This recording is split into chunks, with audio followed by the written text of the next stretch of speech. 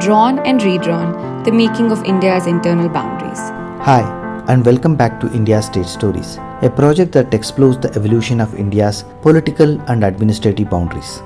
This project is supported by the Centre for Legislative Education and Research, Flame University, Pune.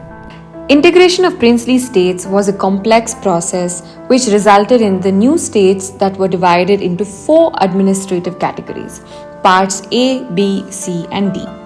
This series focuses on the 3 main categories that are part A, B and C. In the first part, we will be exploring the integration of princely states that formed the part A states.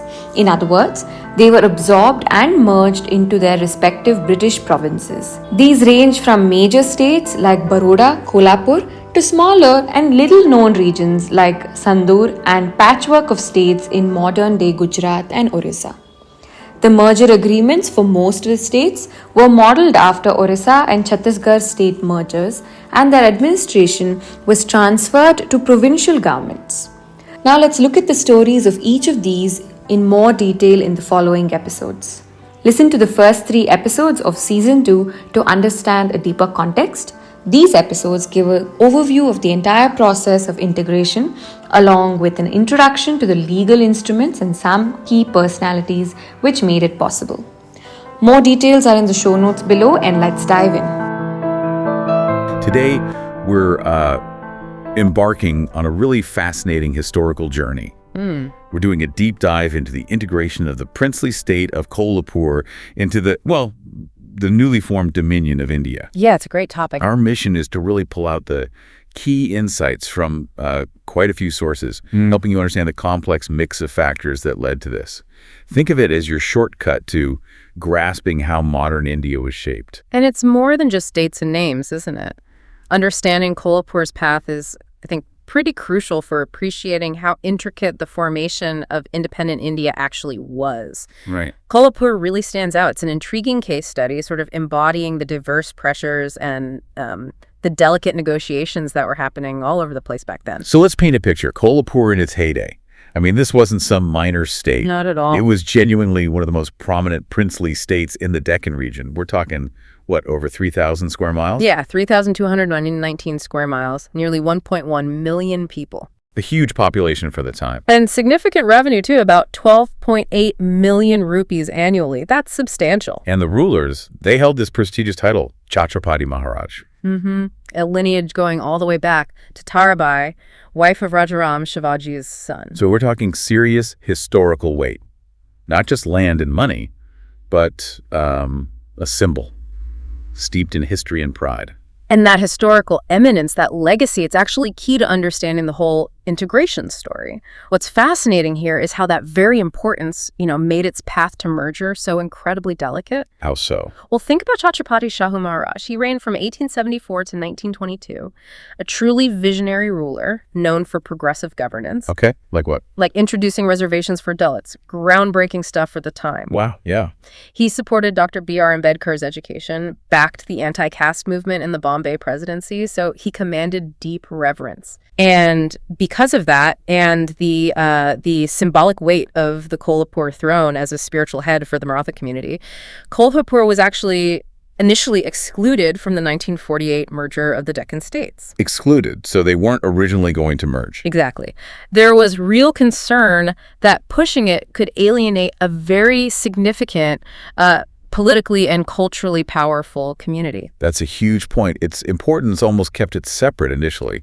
So for that position to change, the pressures must have become pretty intense. Immense. Given that initial exclusion, what changed? What started to push Kolhapur towards merger? You've hit the nail on the head. The tide did turn, quite dramatically, actually. And it was driven by a series of compounding challenges. Okay, let's unpack this. What was the first big factor? First major factor, a really tumultuous and destabilizing succession dispute. Succession, always tricky. Especially here. Maharaja Rajaram Chhatrapati died in 1940. No male heir. Things got complicated fast. Okay. Initially, a 6-week-old infant was nominated, but tragically, the child passed away soon after. Oh no, so a vacuum. A real power vacuum.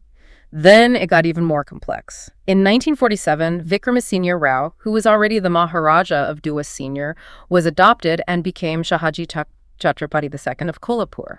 An outsider, essentially. Well, adopted, but yeah, it wasn't smooth. There was significant public resistance, even a legal petition against the adoption. So internal division right at the top. Huge internal strife.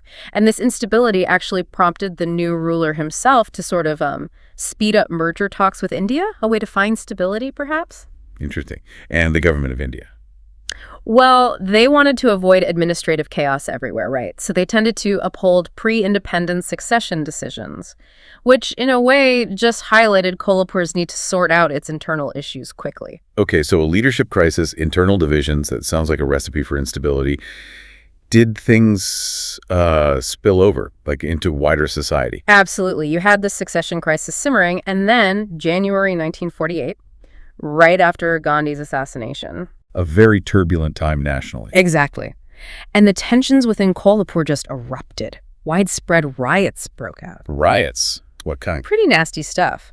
Maratha factions launched violent attacks, specifically targeting Brahmin and Balania communities. Oh, communal violence then. Yes. Imagine the fear, the disruption. It created deep communal rifts.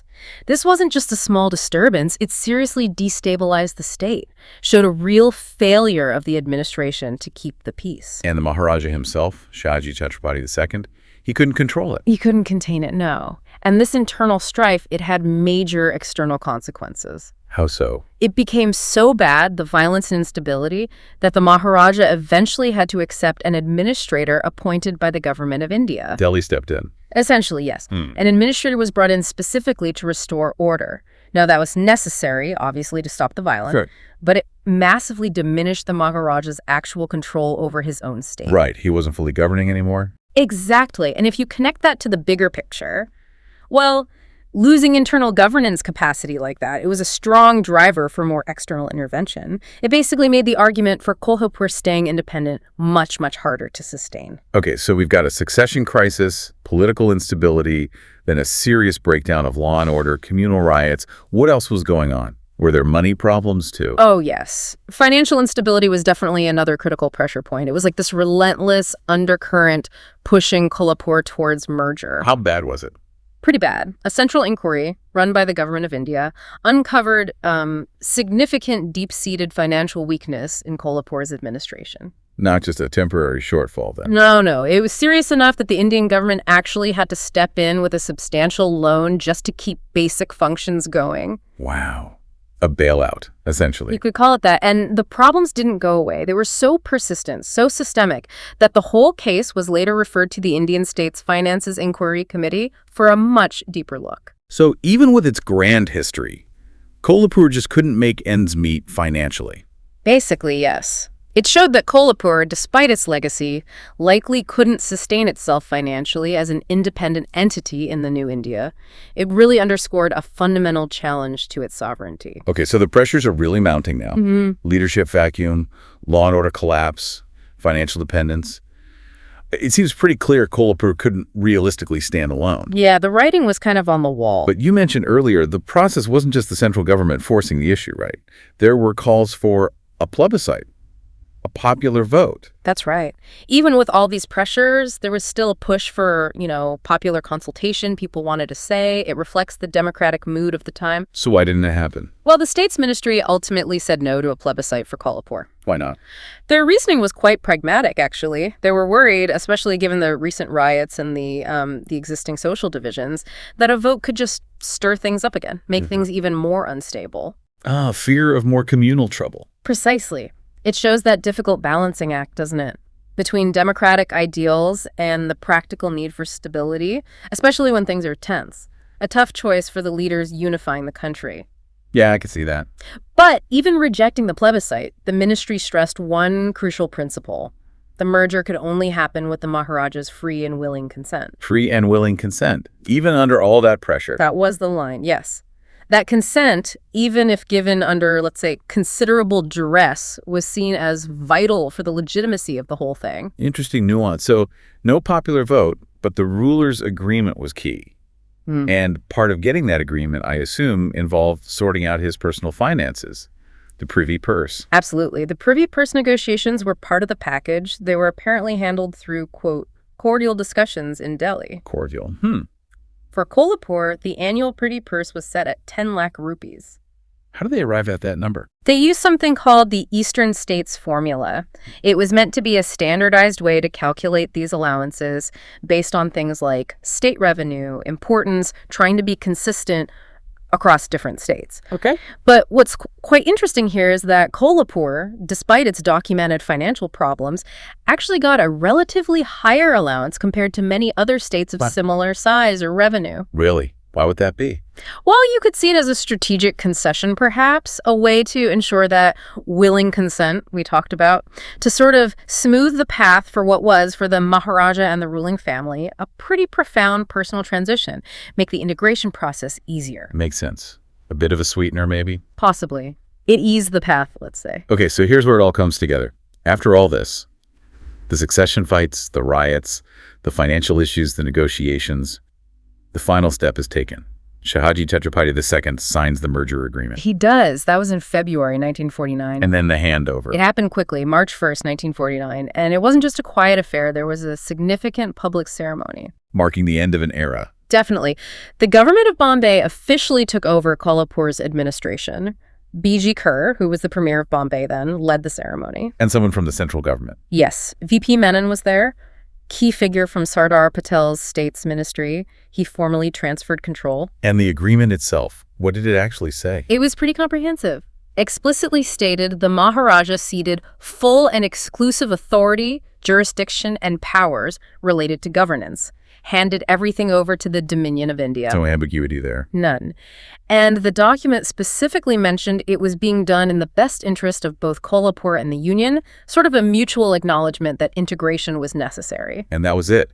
Kolhapur, the princely state, ceased to exist. It formalized the end, yes. Complete absorption into the Indian Union. Becoming what we know today as Kolhapur district in Maharashtra. Wow, what a journey. So when we look back at this complex, sometimes messy story, what's the big takeaway? What does Kolhapur's path mean for us now? I think Kolhapur's story is a really powerful microcosm of India's whole nation-building project.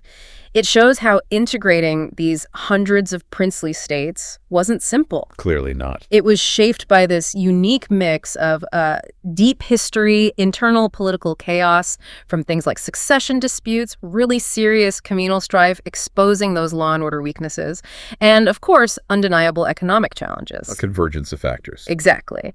And while the process, officially at least, hinged on the ruler's consent, it absolutely unfolded under immense pressure. It highlights that delicate balance involved in knitting together such a fragmented subcontinent into one nation. Yeah. It's a reminder, isn't it, that even with grand visions for a nation, the day-to-day practicalities of governance, security, finance, they often end up dictating the course of history. It really drives home how India was put together piece by piece, state by state, each with its own complex story. Absolutely. And maybe a final thought for you, our listener. Think about how the legacy of these princely states, like Kolhapur, with their rich histories, their progressive moments, and their communal fault lines, their complex transitions, how that legacy might still subtly influence India today. In what ways? Well, think about regional identities, maybe ongoing questions about governance styles, even patterns of social development we still see in places like Maharashtra. What more can we learn by digging into the lasting impact of decisions made back then? There are always echoes of history if you listen closely.